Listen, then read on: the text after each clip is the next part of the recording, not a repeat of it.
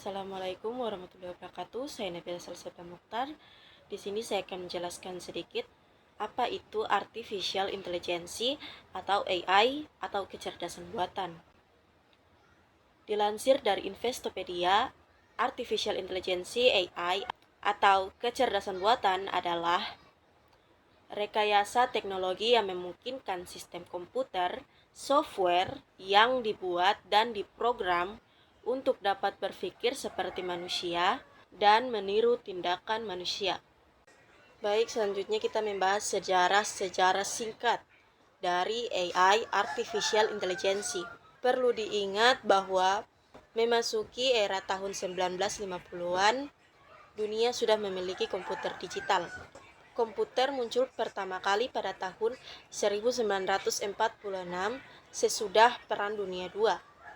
Awalnya komputer diciptakan di Amerika untuk keperluan perang. Namun setelah perang tersebut berakhir, mesin komputer dipergunakan oleh Departemen Statistik untuk mengelola data besar demi kepentingan negara.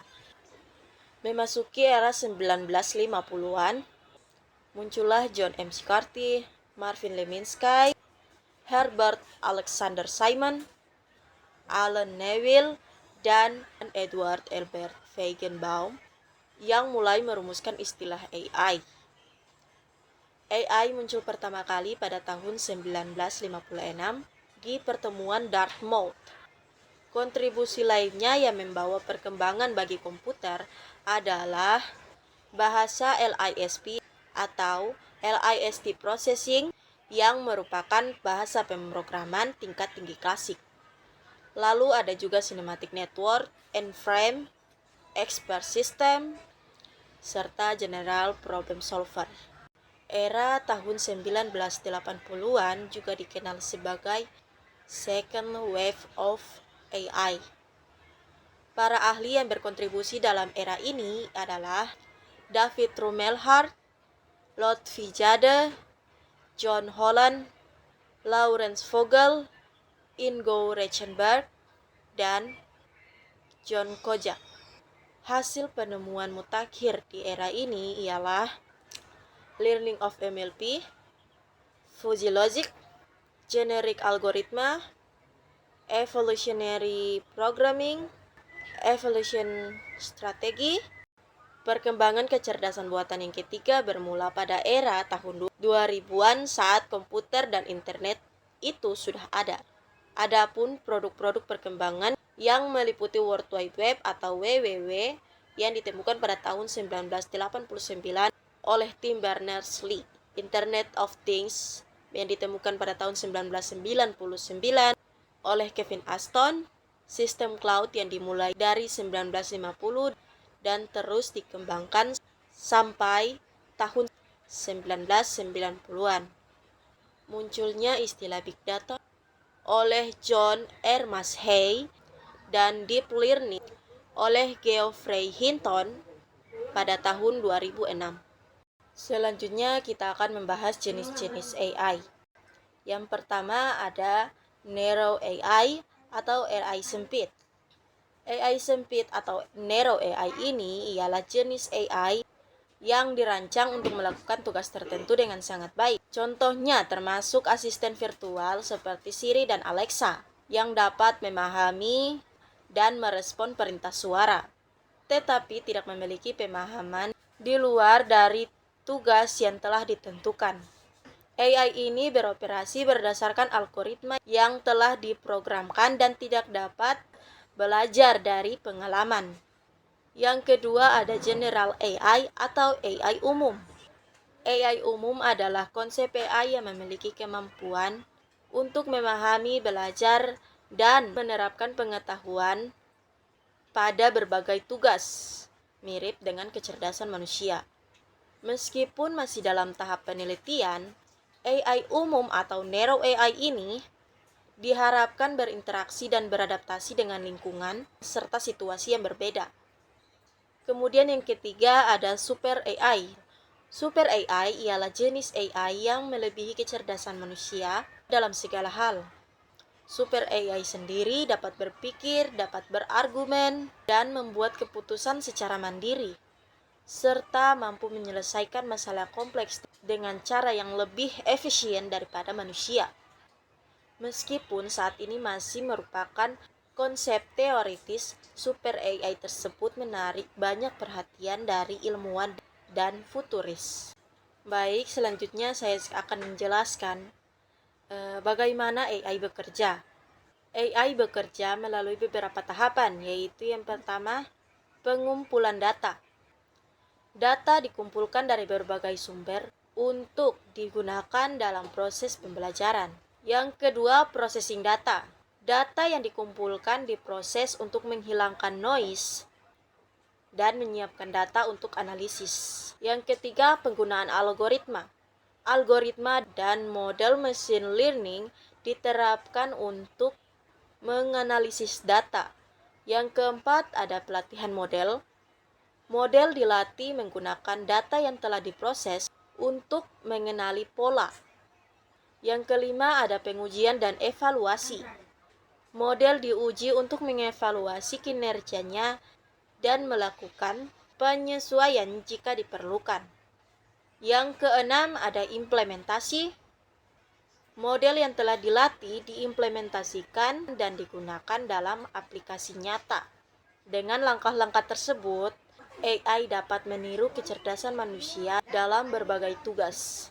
Di sini saya akan memberikan contoh-contoh AI yang digunakan dalam kehidupan sehari-hari. Contohnya, yang pertama adalah asisten virtual, seperti Siri, Google Assistant, dan Amazon Alexa. Mereka membantu kita dengan berbagai tugas, mulai dari mengirim pesan, mengatur pengingat, mencari informasi cuaca, hingga mengontrol perangkat pintar yang ada di rumah. Kemudian contoh kedua adalah kendaraan otonom, yaitu mobil tanpa supir atau autonomous vehicle. Adalah salah satu aplikasi yang sangat inovatif karena ia menggunakan AI untuk mengenali lingkungan sekitar, mulai dari membaca rambu-rambu lalu lintas dan menghindari tabrakan, sehingga dapat bergerak tanpa intervensi manusia. Kemudian contoh yang ketiga adalah rekomendasi konten. Apakah kalian pernah merasakan atau memperhatikan bahwa feed media sosial sesuai dengan pemikiran kalian atau minat kalian? Itu sebenarnya adalah hasil kerja dari AI. Seperti contohnya Facebook, TikTok, Instagram, Twitter, YouTube. Di saat membuka, mereka menggunakan AI untuk menganalisis aktivitas kita, mulai dari konten apa saja yang kita sukai, waktu yang kita habiskan, dan interaksi kita dengan pengguna lain untuk menganalisis aktivitas kita. Google Drive adalah layanan Google untuk media penyimpanan data online atau internet yang pertama kali beredar pada tanggal 24 April 2012. Pada dasarnya, Google Drive sama seperti cloud storage lain, semacam Dropbox atau OneDrive.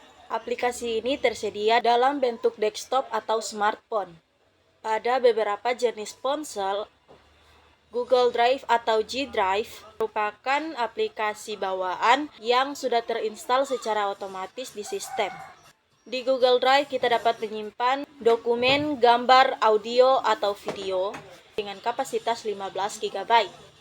Jika ingin memiliki kapasitas yang melebihi dari itu, maka kita harus melakukan upgrade account. Sementara itu, kita dapat menyimpan, mengedit, dan mengambil file dari Google Drive dengan catatan perangkat atau smartphone terhubung dengan internet. Selanjutnya saya akan membahas tentang manfaat menggunakan Google Drive. Tentunya dalam menggunakan Google Drive memiliki beberapa manfaat, diantaranya data tersimpan dengan aman. Dengan menggunakan Google Drive untuk menyimpan data, lebih aman dibandingkan kita menyimpan data pada perangkat seperti komputer dan ponsel. Karena alat semacam itu rawan rusak atau bahkan bisa saja hilang atau dicuri. Yang kedua, data dapat digunakan kapanpun dan dimanapun. Kita dapat menggunakan Google Drive dimanapun dan kapanpun sesuai dengan keinginan kita, sepanjang device terhubung dengan internet. Ini akan memudahkan kita. Contohnya, apabila ada presentasi yang secara tiba-tiba, kemudian laptop atau hard disk tertinggal di rumah, sedangkan data kita berada di laptop tersebut. Apabila kita menyimpan data pada Google Drive, kita tinggal meminjam laptop teman atau kerabat untuk masuk ke dalam akun Google Drive tersebut dan mengunduh data kita, kemudian digunakan sebagai materi presentasi.